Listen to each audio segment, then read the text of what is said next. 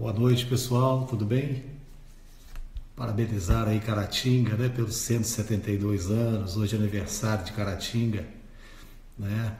E quem ganha o presente somos nós, né, com esta live com o professor Rodolfo Pamplona, né? Daqui a pouco o professor Rodolfo Pamplona já está chegando aí, né?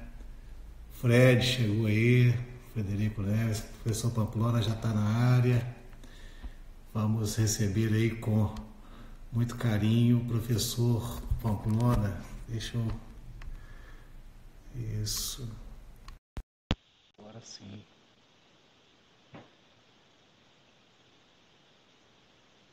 Boa noite, professora Alessandra. Ó, professor Pamplona.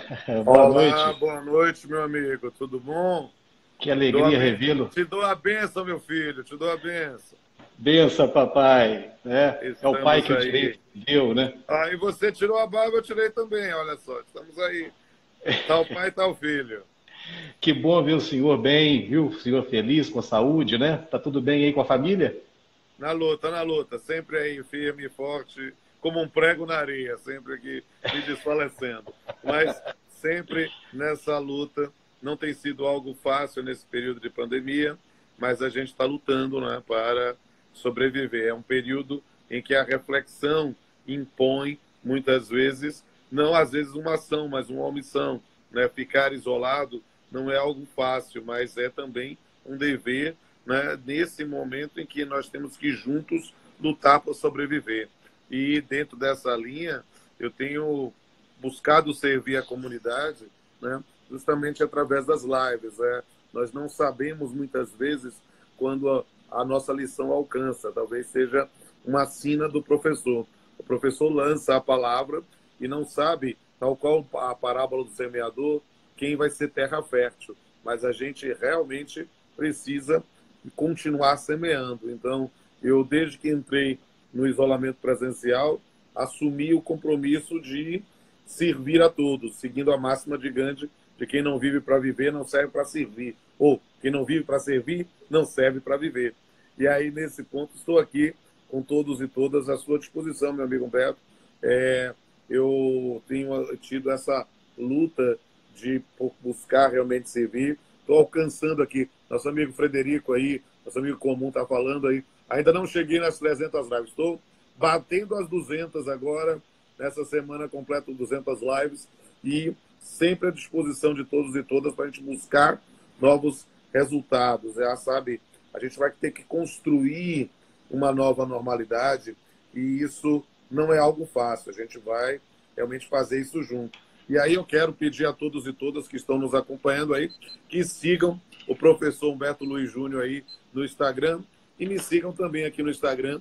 Né? Para mim é sempre importante conhecer novas pessoas, ter essa oportunidade de produzir juntos. Então, me sigam aí no Instagram e também no YouTube, né? Porque todas as lives que eu tenho participado, eu tenho tido o apoio aí do pessoal da minha assessoria, da doutora Larissa Leite, que estamos baixando cada uma delas e colocando lá no YouTube, facilitar. Agora, com essa característica nova do Instagram, de baixar direto para o IGTV, já ficou mais fácil. Mas eu tenho quase todas as 200 estão lá, né, todas organizadas nos dois canais, no canal Pamplona e no canal Papeando com Pamplona. Então, eu quero aproveitar a oportunidade de dizer a todos e todas que possam se inscrever lá, clicar no sininho para ativar as notificações, deixar o seu like e dizer a todos e todas que estou aqui para servir, junto com meu amigo Humberto. Né? Nós fizemos a palestra cantada aí em Caratinga,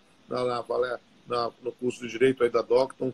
Foi uma coisa muito legal, uma energia maravilhosa. Eu me senti realmente acarinhado lá. As pessoas tinham lá mantido contato com vários colegas depois disso, no Instagram em especial, e realmente foi muito legal. Eu espero um dia ter a oportunidade de retornar. Nós não sabemos quando isso vai acontecer, justamente por causa da pandemia. Nós não sabemos quando vamos poder voltar a viajar, a estar presentes um com os outros, mas eu posso dizer que, para mim, tem sido uma honra, um prazer, um privilégio servir todos vocês.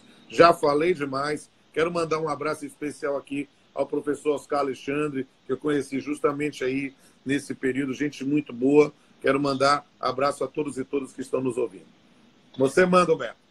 Obrigado, professor. E é dentro desse viés mesmo do serviço, né? Desse viés de que nós estamos aqui para que todos e todas tenhamos vida e vida em abundância, né?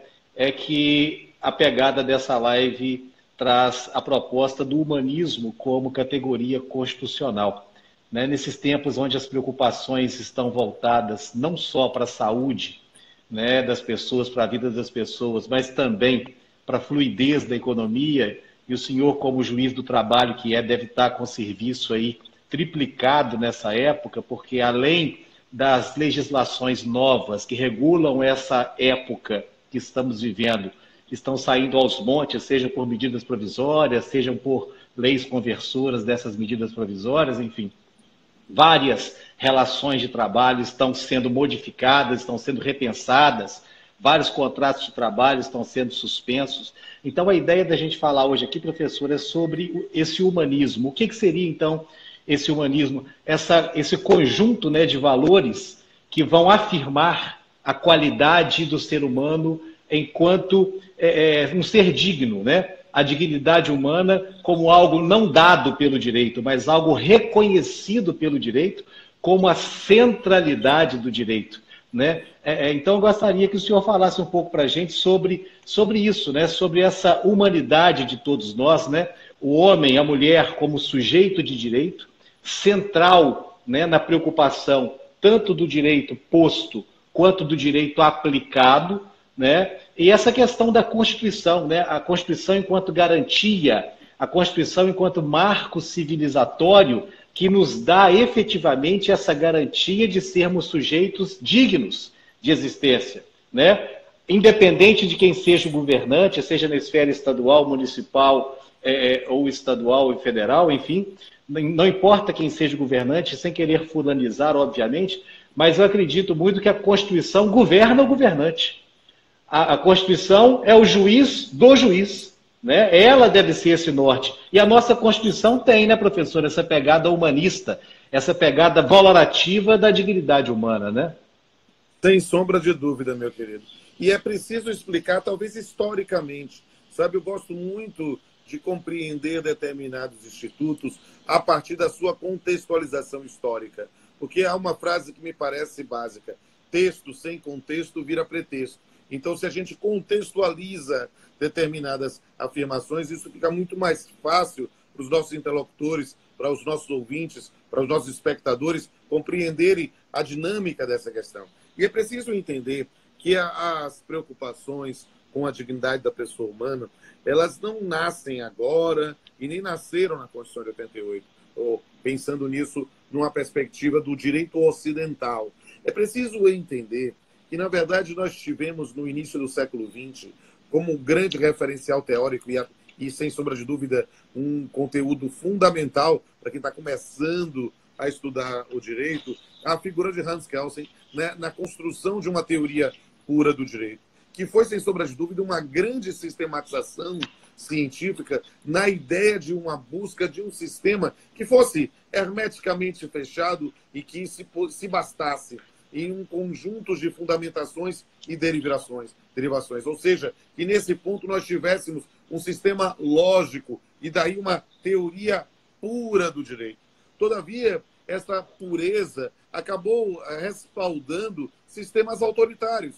Por quê? Porque quando vimos no Holocausto nazista, né, a ideia especificamente, quando a gente estuda, às vezes, no começo da faculdade, Hannah Arendt, vamos pensar na banalidade do mal, vamos verificar o julgamento dos que nos julgam, quando a gente pensa na noção específica no Tribunal de Nuremberg, por exemplo, a gente precisa entender que boa parte do nazismo e de todo o sistema nazista era absolutamente legal. Ou seja, ele estava respaldado dentro de um sistema normativo em que cada um cumpria a sua regra de competência e simplesmente podíamos chegar à estupefação de Hannah Arendt de dizer, olha, a banalidade do mal, o indivíduo dizia, eu apenas estava cumprindo ordens, eu não sou responsável por as pessoas irem para os campos de concentração, para as câmaras de gás. Não, eu simplesmente as despachava dentro da previsão da minha atuação, porque era um sistema absolutamente, nesse ponto, amoral, não é imoral, amoral, no sentido de desprezo dos valores morais como base do ordenamento. E essa grande lição, em especial da Segunda Guerra, influenciou aquilo que, na verdade, não é uma única corrente, mas sim um conjunto de visões, que é o chamado neoconstitucionalismo, que traz, na verdade, a gente pode tentar simplificar aqui para os nossos interlocutores, para ir diretamente para essa questão, justamente que disse, olha, o que é que faltava ao sistema tão bem concebido por Gelsen, né? Faltava justamente os valores. E qual é o locus adequado para a implementação, para a disseminação, para a incorporação ao sistema de valores? As constituições. Então, perceba que a partir deste momento nós passamos a verificar que não se dava para aceitar como legal, justo, constitucional, um sistema que gerava um genocídio. Ou seja, a ideia de imaginar que o sistema deveria estar calcada em determinados valores que poderiam ser considerados, inclusive, inatos, próprios do sistema de proteção aos direitos humanos. A ideia de direitos que seriam, inclusive, anteriores a uma ideia de positivação. A Constituição, nesse ponto, assume, a partir desse momento, aquilo que o professor italiano Natalino Hirti fala, a concepção de um sol do universo normativo, roubando o lugar do Código Civil, que sempre foi o grande centro do universo até o século XIX. Né? Quando alguém estudava direito, estava estudando direito civil, porque o direito civil regulava efetivamente todos os principais institutos. Não, nesse ponto, vale a pena lembrar da frase atribuída a Napoleão em relação ao Código Civil francês de 1804, com Napoleão, que ele dizia: todo direito está no Código, e depois do Código não há mais direito. Por quê? Porque é justamente esse papel de centralidade para o cidadão comum na aplicação do Código. Bem, essa postura que é tão forte até o final, até o início do século XX, muda com este fenômeno justamente pela necessidade de trazer valores aos textos legais e, sem sombra de tendo o ser humano como centralismo. E por isso, nesse ponto, às vezes as pessoas falam sem ter o conhecimento histórico e o conhecimento relacional de outros sistemas, né? E acham que esse negócio de dignidade da pessoa humana é coisa de brasileiro. Não! Essa é a base de um sistema normativo do pós-guerra até hoje. Ou seja, quando a gente vai falar sobre teoria dos princípios, quando vai falar de Dworkin, de Alexis, a gente, na verdade, vai pensar justamente na dignidade da pessoa humana como justamente a base para a interpretação de todo o sistema. Então, na verdade, falar sobre humanismo é falar sobre o ser humano e do direito como base para a aplicação do ser humano. Por quê? Porque nós somos seres humanos, não somos máquinas, não somos coisas. E é isso que deve ser a base do nosso sistema. Pegando carona nesse excelente retrospecto histórico de onde que veio o estudo nessa questão do humanismo, é importante ressaltar, né, professor, que o conceito de humanidade, como a gente conhece hoje, ele surge exatamente aí desse evento do pós-guerra, né? Com a Declaração de Direitos de 1948, traça-se ali os pilares de uma sociedade mundial desejada no que se refere à proteção desse sujeito macro chamado humanidade, que é formado por microcosmos, né? Que são cada pessoa humana. E o Brasil, coincidentemente, nós tardiamente acolhemos essa lição, porque a primeira Constituição democrática no pós-guerra foi a de 1988. né? Nós, 40 anos depois que nós normatizamos internamente aqui aquelas diretrizes aprendidas, aquelas lições aprendidas no pós-guerra, um pós-guerra que veio traumatizado por aquelas atrocidades feitas pelo Terceiro Reich. E aí, quando nós temos a nossa Constituição de 1988, ela vem como uma carta política construída de baixo para cima e não de cima para baixo, ou seja, é o povo brasileiro que coloca a mão na massa para construir, né, esse marco civilizatório, e ele faz isso de ressaca de um regime de ferro, de um regime onde o ser humano, né, a dignidade humana não era considerada. Você tinha um regime extremamente autoritário, né, aquela atrocidade humanitária que é o AI-5, que retirava, inclusive, o direito das pessoas de manifestar o pensamento, dar a sua opinião, criticar o regime, tirava o direito das pessoas de uma liberdade de imprensa, liberdade de ir e vir. As pessoas eram torturadas pelo regime, mortas pelo regime, exiladas pelo regime. Então, o Brasil vivia uma ressaca de dor, uma ressaca de sangue, e naquele contexto festivo, né, da postura de uma carta política democrática, você estabelece ali, né, o que eu vou chamar de normas bases, ou norma base, que é o artigo 1º, o fundamento desse Estado que se visa construir, dentre eles, né, no centro, ali no inciso 3 de 5, ou seja, no centro, não coincidentemente, a dignidade humana.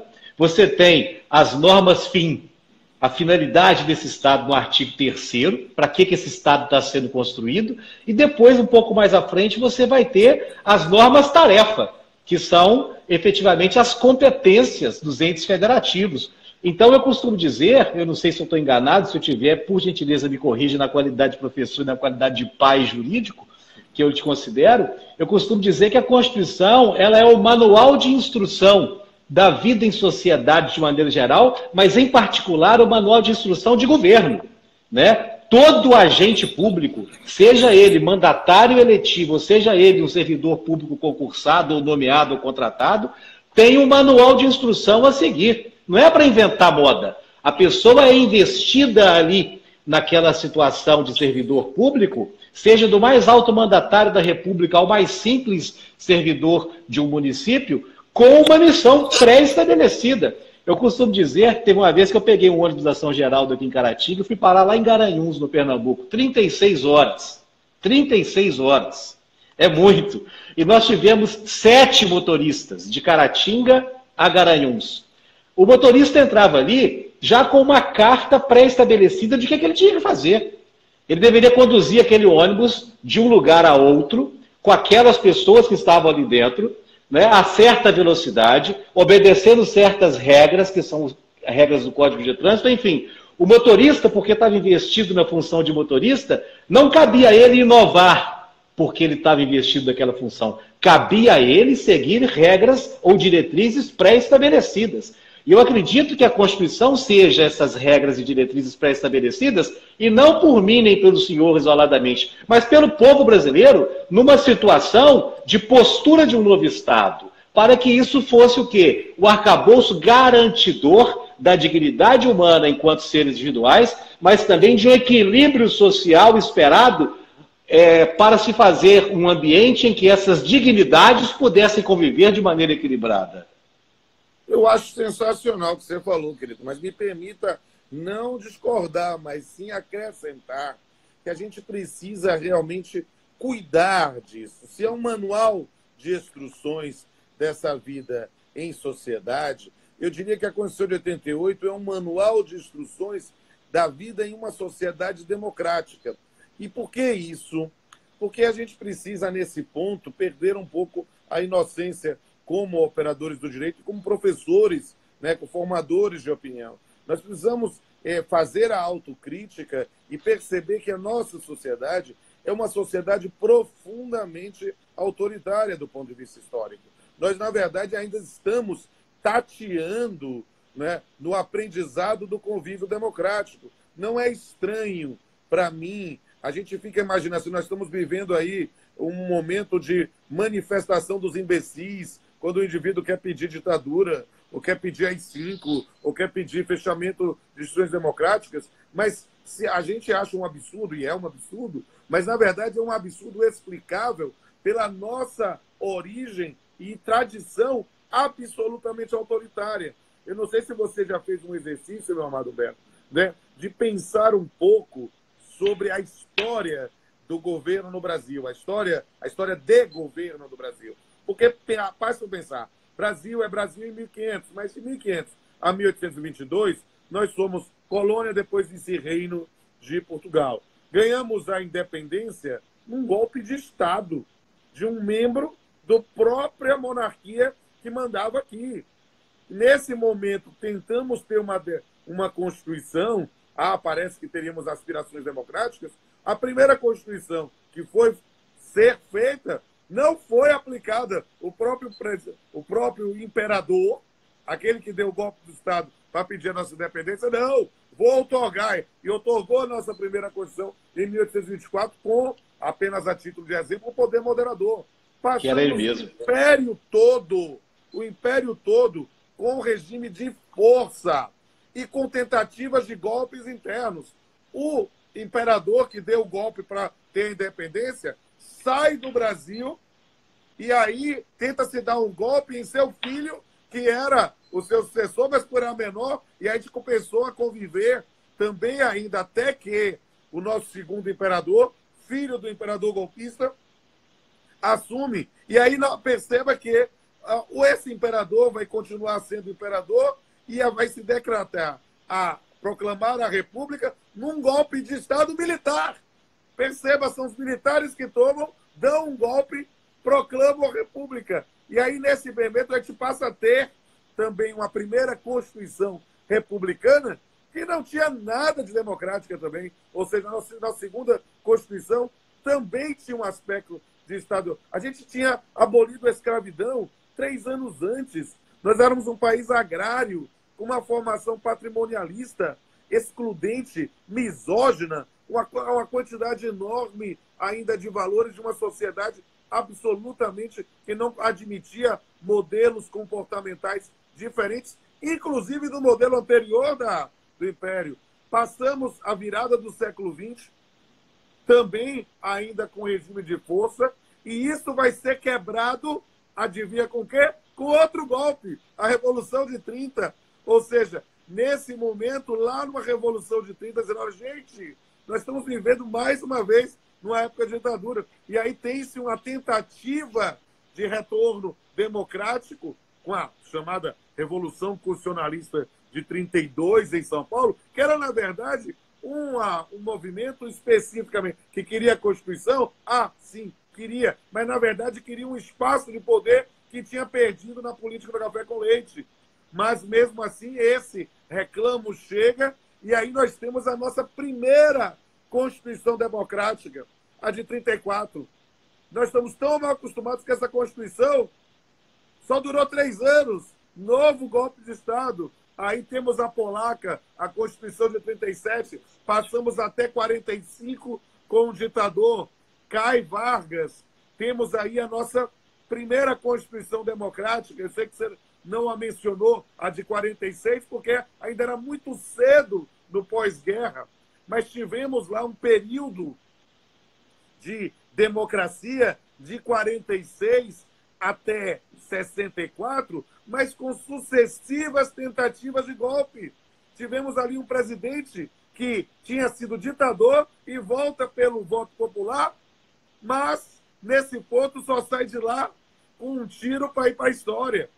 Então tivemos ali eleições, tivemos um período de pujança econômica dos 50 anos em 5, do presidente Bolsonaro, do Juscelino Kubitschek, e nesse ponto, olha só, nós estamos tendo democracia no Brasil, no final dos anos 50, anos 60, que coisa linda!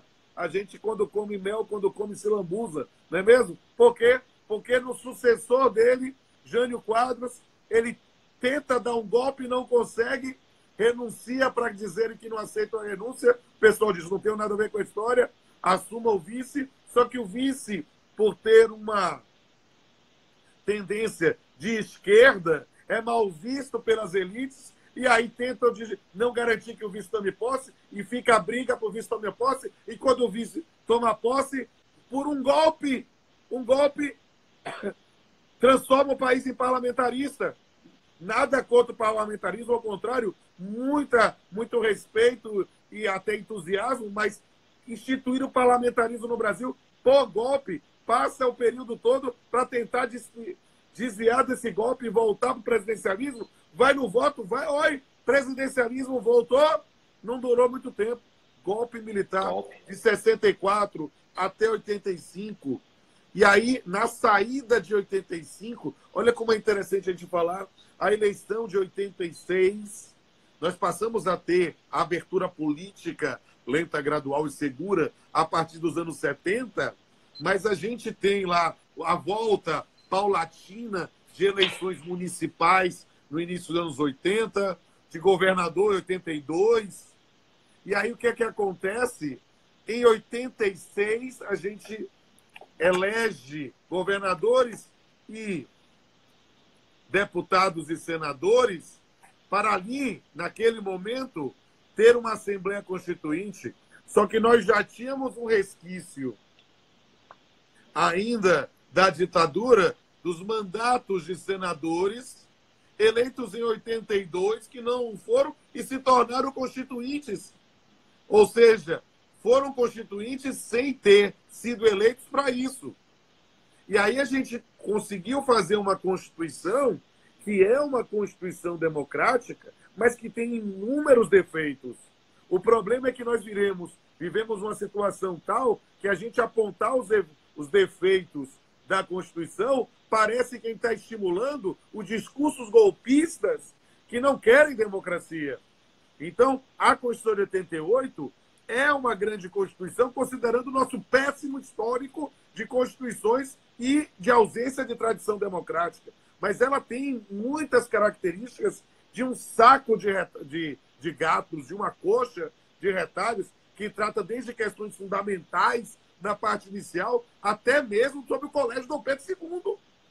Ou seja, nós temos ali questões que são absolutamente de norma infraconstitucional, mas quem nunca comeu mel, quando come, se lambuza. E aí o que acontece? As pessoas, olha, é a Constituição, vou colocar na Constituição. Isso faz gerar um efeito terrível nesse período de democracia que ainda vivemos.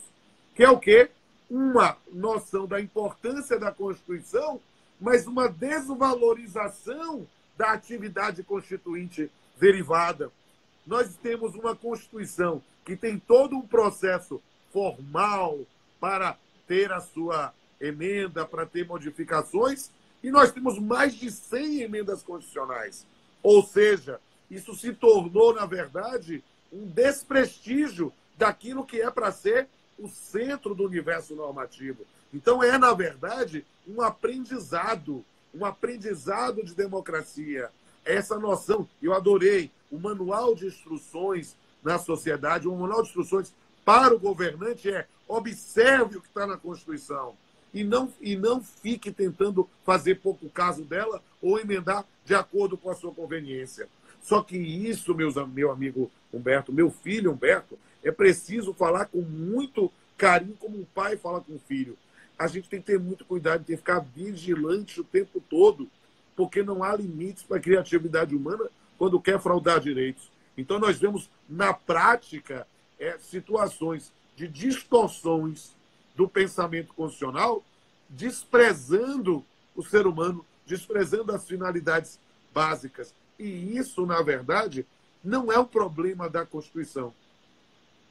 Não é um problema das inúmeras imperfeições e atecnias que constam no texto constitucional. Não, isso é um problema de nós, seres humanos, né? Que muitas vezes não temos limites para nossa própria maldade, nossa própria ganância, nossa própria postura interesseira de querer colocar no texto constitucional aquilo que somente serve a si e não aos outros.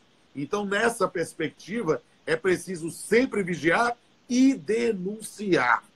Esse é o momento em que eu preciso dizer que água mole em pedra dura tanto bate até que acaba a água.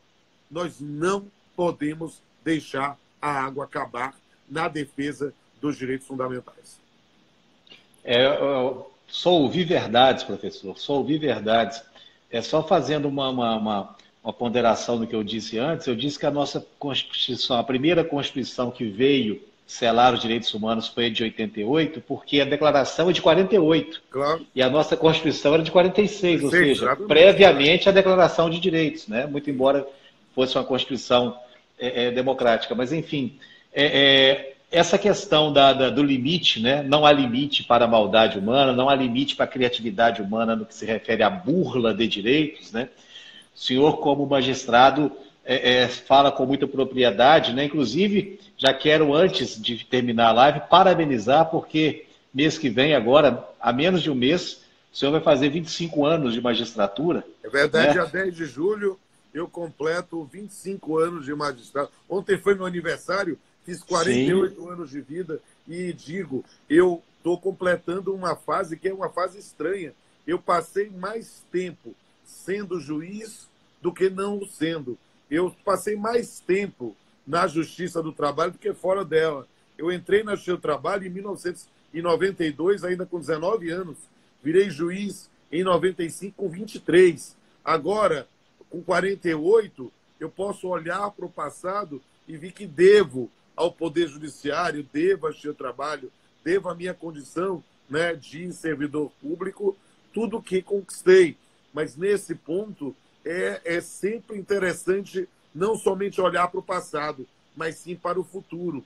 Porque eu aprendi nessa vida que a gente não deve competir com os outros, principalmente com os nossos iguais. Nós temos que, na verdade, perceber que vivemos juntos, com meus colegas magistrados, com meus colegas professores, sempre uma corrida de revezamento, em que cada um vai correr no momento em que ele cabe, com um bastão na mão.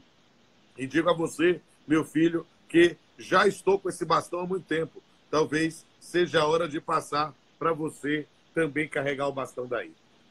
Só se você for para o TRT. Aí eu faço concurso para a magistratura e vou subir a sua cadeira aí na Vara do Trabalho de Salvador.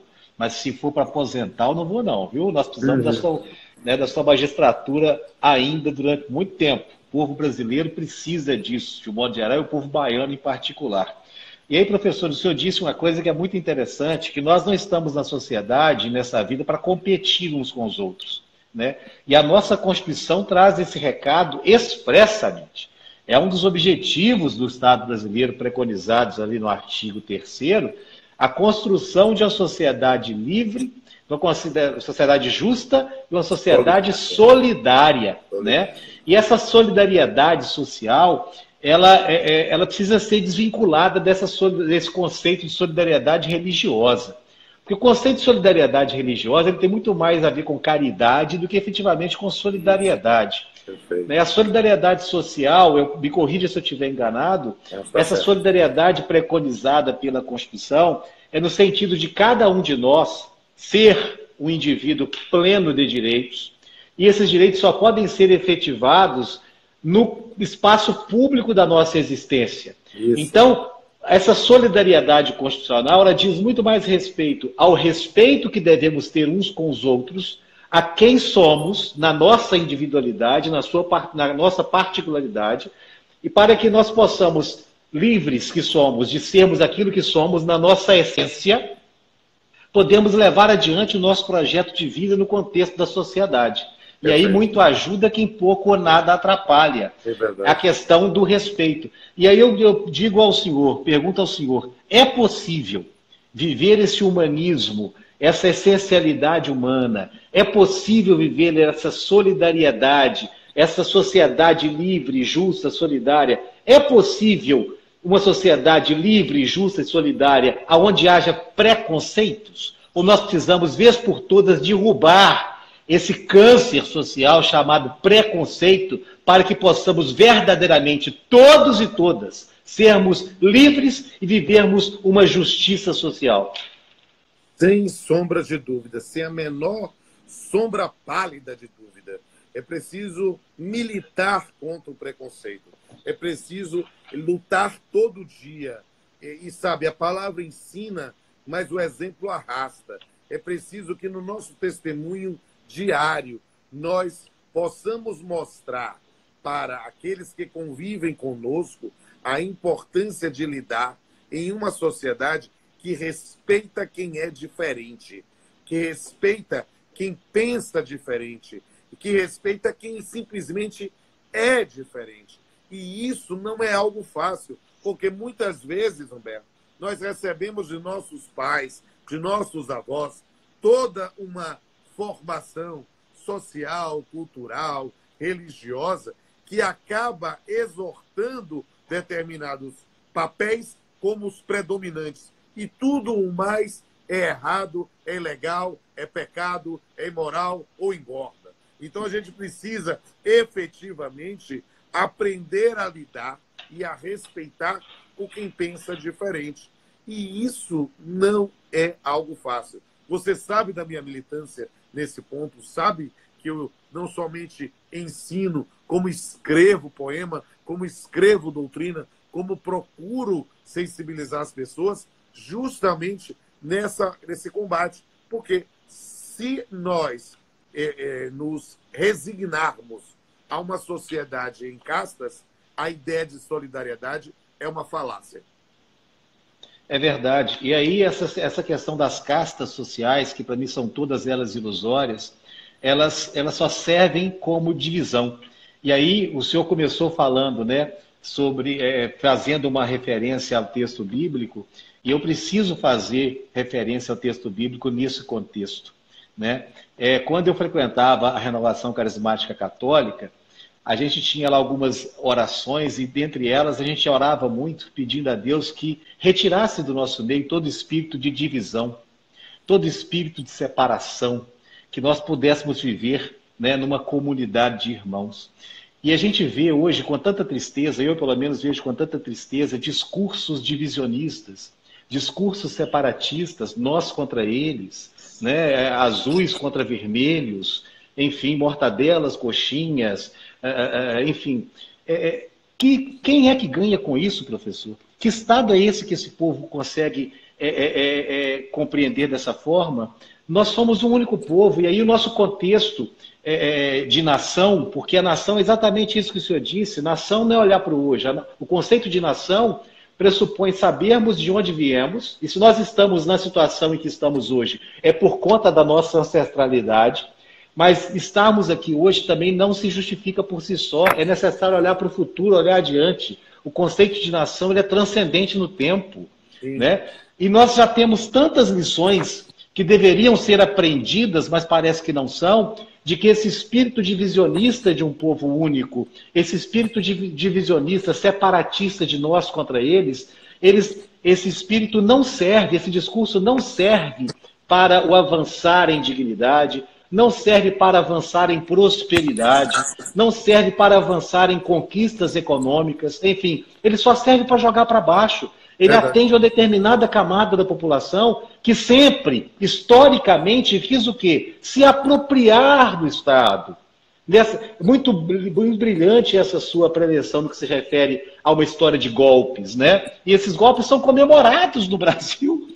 É feriado. Dia de golpe no Brasil é feriado, né?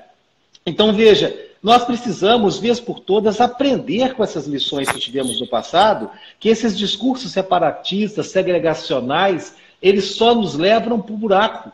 E o senhor, na qualidade de magistrado, deve trabalhar muito isso. Eu não sei, me corrija se eu estiver enganado, se eu estiver correto, podia trazer para a gente aí alguma experiência no que se refere à conciliação das pessoas, né? O espírito da justiça do trabalho é um espírito, acima de tudo, conciliador, porque numa sociedade como a brasileira, em que 83% das empresas são micro e pequenas empresas, o que nós temos é pobre sendo patrão de pobre. É pobre trabalhando para pobre. E aí, quando se coloca na condição de patrão empregado, parece que há ali uma necessária revanche, uma necessária divisão de pessoas. As pessoas, os patrões parece que sobem num banco ali de autoritarismo, os empregados ficam deitados ali na sua subserviência e parece que não fazem parte de uma mesma camada social, e fazem. Parece que não fazem parte do mesmo povo, e fazem. parece que não fazem parte da mesma humanidade e fazem. Eu costumo dizer, professor, tão paradoxal, né, que está na boca de todo mundo que a humanidade precisa ser preservada, que a humanidade precisa ser respeitada, ao passo que é tão difícil esse discurso da humanidade como um todo ser efetivado no respeito ao ser humano que está na sua frente. Verdade. Cadê? Que discurso é esse? Que coração é esse cheio de humanidade que não consegue se transmudar em verdade na relação com o outro? Como é que a gente fala tão bem do conceito de humanidade, mas age tão mal na lida com o ser humano, com o outro? Como é que é essa lida? Como é que o senhor faz essas conciliações entre seres humanos, na verdade? Porque ali está patrão e empregado, mas são seres humanos. Acredito que nessa sua lida de 25 anos de magistratura aí, tenha tido muito pouco litígio dessas big empresas, desses grandes conglomerados empresariais. Acredito que o seu varejo do dia a dia é o José do Mercadinho com o entregador, né? É a Maria Costureira ali com a ajudante, é o servente de pedreiro com o pequeno empreiteiro. Enfim, acho que a função do juiz nesse contexto é uma função de conciliar os seres humanos, conciliar almas humanas, não é isso mesmo? Olha, isso é algo que está presente no nosso dia a dia, né? Perceba que Salvador se tornou a terceira cidade do país, né? Passou em população próprio BH, e a gente vive numa situação assim, que é um desafio. Nós temos as grandes empresas, as grandes causas, mas temos também ali no nosso dia a dia o mercadinho, o barzinho, a mercearia, que a gente precisa resolver.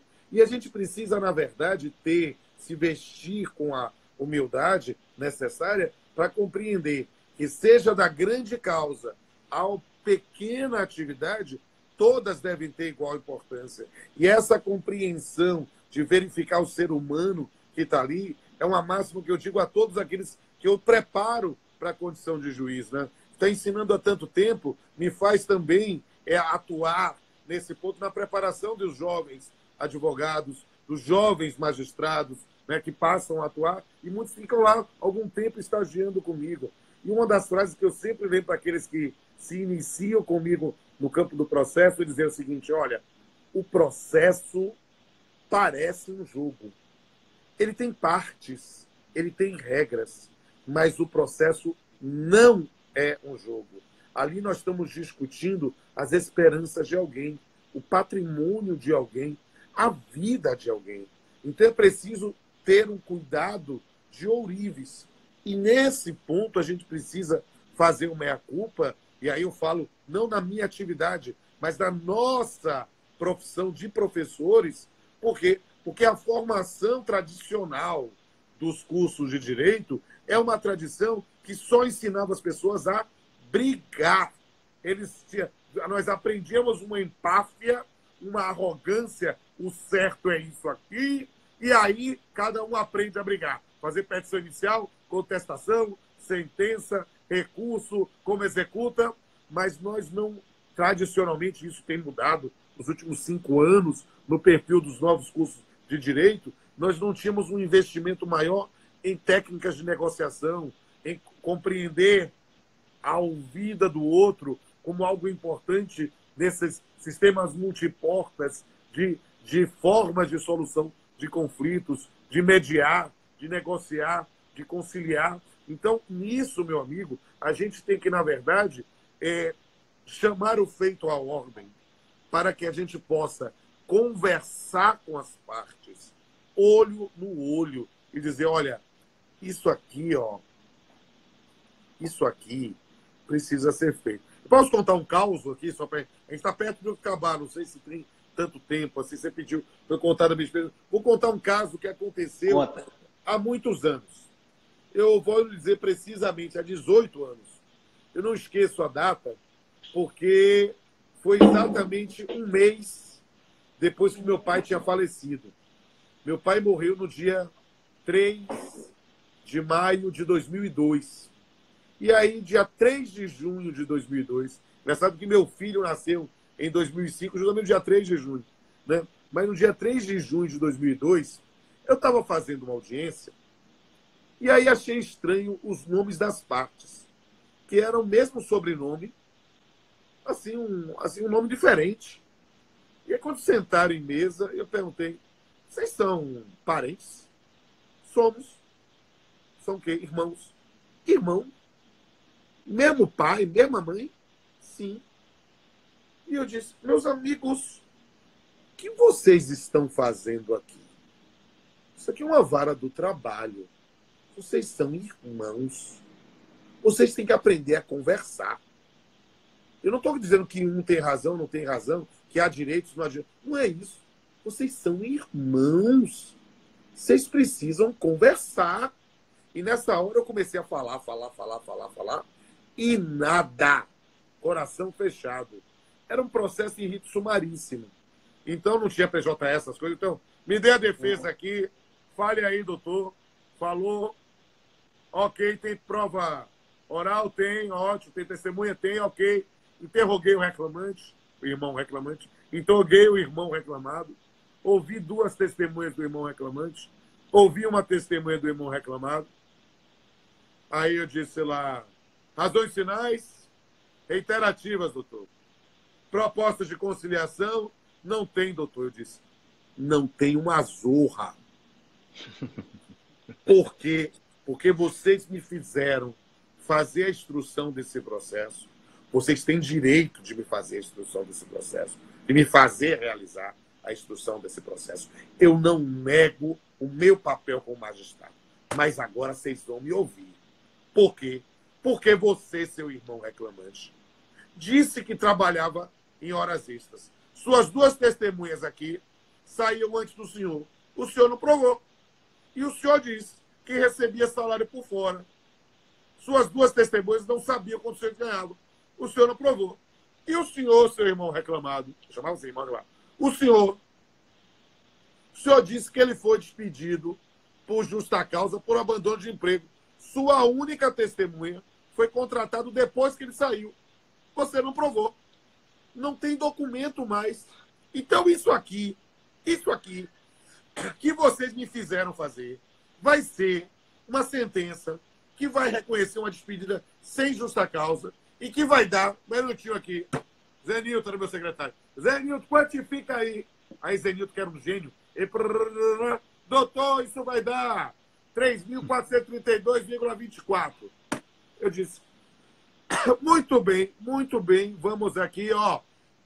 A sentença que eu proferiria daria 3.222,24, sei lá. Eu me recuso a proferir essa sentença. Vocês já sabem que não se trata de juízo de valor. Vocês não provaram.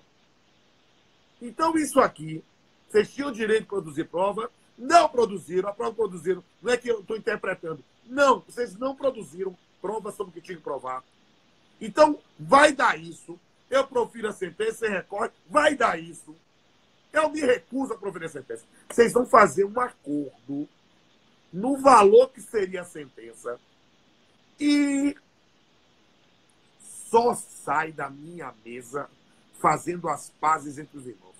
Porque eu não vou ser responsável pela continuidade de uma briga entre 2 irmãos. Por quê? Porque meu pai morreu tem 30 dias. Meu pai teve um infarto fulminante na rua. Não deu tempo de socorrer. Eu não me despedi de meu pai. Imagine se um dos senhores sai agora da mesa de audiência sem fazer as pazes com seu irmão. Nessa hora, quando eu comecei a falar, Humberto, o irmão reclamante começou a chorar. Eu disse, pô, tá vendo o que você fez? E aí os 2 começaram a chorar e fizeram as pazes. Fizeram o acordo lá, meio valor dividido em 2 vezes e fizeram... E eles chegaram... Claro que eu já tinha fama de um juiz conciliador, já era juiz nessa época há 7 anos, os advogados tinham sido meus alunos, né? Imagine hoje, com 25 anos, as pessoas não me chamam de excelência, me chamam de professor. Né? E aí o que é que acontece? Todo mundo me deu espaço para fazer isso.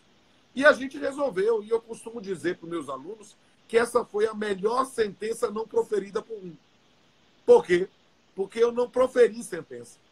Porque, meu amigo Humberto, eu treino meninos e meninas para serem juízes. E eu digo com liberdade, com a devida técnica, com o devido estudo. Qualquer macaco amestrado com QI abaixo de ameba vira juiz. Mas julgar é diferente de fazer sentença. Verdade. Ali eu fui muito mais juiz do que na enorme quantidade de processos que eu julgo todo dia. Verdade, Porque professor. eu ouvi e eu disse as verdades para cada um, sem ser ofensivo, e sim restabelecendo canais de comunicação. A gente precisa de paz, velho. A gente não precisa mais de briga. Verdade. Tem uma lenda que fala que a sentença vai resolver o litígio. A sentença não resolve o litígio, a sentença diz o direito. O litígio pode continuar entre as pessoas, que podem continuar não conversando, pode continuar se odiando, e às vezes uma questão na civil ou na trabalhista que acaba com a sentença pode desaguar lá na criminal, no homicídio, né, no aviso de fato, enfim. Então, o grande papel do juiz é esse papel mesmo do conciliador. Professor, o tempo está acabando, eu queria muito agradecer a disponibilidade do senhor de estar conversando aqui conosco, e eu queria encerrar essa live, eu queria deixar o senhor, né, despedir das pessoas, porque eu vou encerrar com uma música. Tá então, eu queria deixar aí para o senhor se despedir das pessoas e para mim, acabar a live aqui com a música. Eu quero dizer que foi um prazer enorme fazer essa live com o Humberto. Eu conheci o Humberto na palestra cantada, foi uma identificação imediata. Ele foi e encenou o papel de meu filho na palestra e acabou a gente fazendo essa brincadeira de dizer que é meu filho. Ele toma a bênção aqui direto, só não pode pedir alimentos, né? Mas nesse ponto, só espirituais, claro. Mas eu quero dizer a cada um de vocês, né, meus amigos e minhas amigas aí da região, eu realmente gostei muito de estar com vocês aqui e gostei muito de estar presencialmente aí. Eu me comprometo aí com o Humberto, com o professor Oscar, com cada um de vocês, que quando a pandemia passar, né, quando a pandemia passar, eu quero estar junto a ti, né? Se eu puder ter a oportunidade de voltar aí a Caratinga, talvez, quem sabe, para a palestra cantada de novo. Tantas pessoas que não tiveram a oportunidade de ver, e você que estava lá sabe quanto ela é transformadora nas pessoas, né? Então eu quero ter a oportunidade de fazer isso. Assumo o compromisso público de só marcar e agendar. Vai ser um prazer estar com vocês. E, meu querido Humberto, você sabe do meu afeto, da minha amizade, do prazer que é estar com você. Eu jamais recusaria uma oportunidade de fazer uma live. Eu saí aí de um período brabo aí de doença e estou me recuperando, a voz ainda não é a mesma, mas estou lutando para sobreviver e para poder voltar aí. Então, meu amigo, eu só apenas digo muito obrigado a você e a todo o seu público, dizendo, gente, me sigam aí no Instagram, quero ver vocês, sou eu mesmo que respondo, não é assessoria, pode mandar mensagem em box, a gente se encontra em alguma oportunidade e que o futuro permita que a gente retome os contratos presenciais. Meu amigo, obrigado, professor. A palavra é sua, a voz é sua. Obrigado, professor. O convite está feito. O professor Oscar já referendou aí o convite.